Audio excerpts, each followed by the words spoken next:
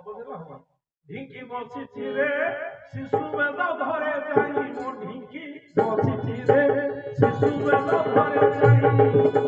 ଢିଙ୍କିର ଶବ୍ଦ ଅଟେ ବଡ଼ ନାଦ ବ୍ରହ୍ମା ବିଷ୍ଣୁ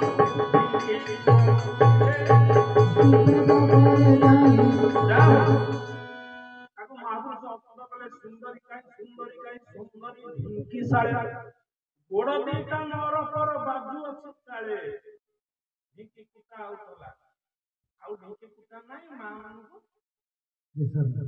ଆଉ ପ୍ରେସର କୁକରରେ ରୋଷେଇ ହେଲା ଇତ୍ୟାଦି ଇତ୍ୟାଦି କଥା ଆଉ ଶାରୀରିକ ପରିଶ୍ରମ ଡାଇବେଟିସ ମାରି ନା ନାଇଁ ପରିଶ୍ରମ ନାହିଁ ଢିଙ୍କି ବାହାର ଆ ଭିତରେ ଦିଟା ଢିଙ୍କି ଚାଲିଛି ଢିଙ୍କି ବସିଛି ଶିଶୁ ବେଦ ଘରେ ଯାଇ ଢିଙ୍କିର ଶବ୍ଦ ଅଟେ ବଡ଼ ନାଦ ଢିଙ୍କି କୁଟା କୁଟା ଚାଉଳ ଢିଙ୍କି କୁଟା ଚାଉଳର ଯୋଉ ସୁଆଦ ଆଜି ଲାଇନ ଚାଉଳ ତ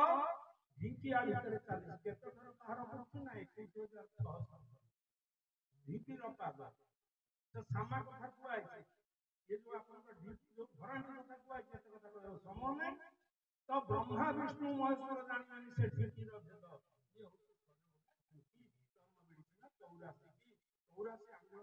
ଢିଙ୍କି ବିରଳରେ ଧାନ କଳ ଅଛି ଅଟା କଳ ଚୁଡ଼ା କଳରୁ ଧାନ କଳ ମଟର କଳ ଚକ ଫିଟିଂ ହେଇଛି ତାହେଲେ ଆଧାର ନିର୍ମାଣ ଅବତରଣ ହୃଦୟ କହିଦେଲେ ଲଗେଇଦେଲେ ସେଇ ଯାଉଛି ଯେ ଏଇ ଯୋଉ 6ଟା ଚକ୍ର ଅଛି ଷୋଳ ଚକ୍ର ଇଏ ହେଲା ଲଳାଟ ଚକ୍ର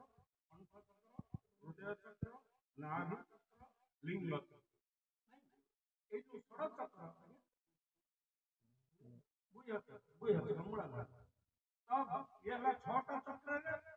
12 ଲେଖା ପବନ 1200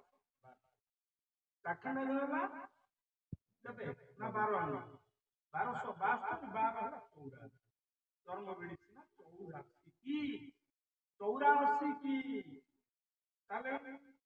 ଆ ଭିତରେ ଧାନ ମେସିନ ଚାଲିଛି ଢିଙ୍କି ଚାଲିଛି ଏଇ ଯୋଉ ପବନ ତତ୍ତ୍ୱ କଥା ପଢିବାରୁ କହୁଛି ତେଣୁ ଏ 1262 12 ଇଏ ଗଲା ଭିତର ମାପ ଉପର ମାପ ଅଛି ଛାଡ଼